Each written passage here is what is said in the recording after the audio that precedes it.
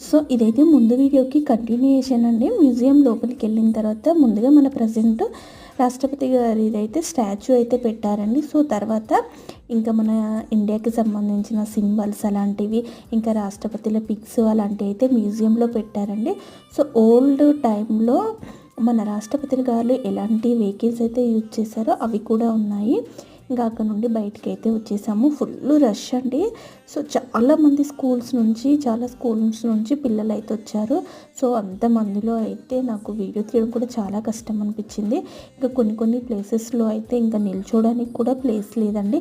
అంత పెద్ద రాష్ట్రపతి భవన్లోనే ప్లేస్ లేదంటే అర్థం చేసుకోండి ఎంతమంది పీపుల్స్ వచ్చారు విజిట్ చేయడానికి. మెయిన్లీ పిల్లలండి.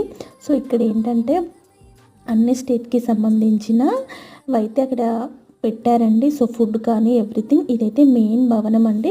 సో మెయిన్ భవనం అయితే మీకు నెక్స్ట్ వీడియోలో చూపిస్తాను.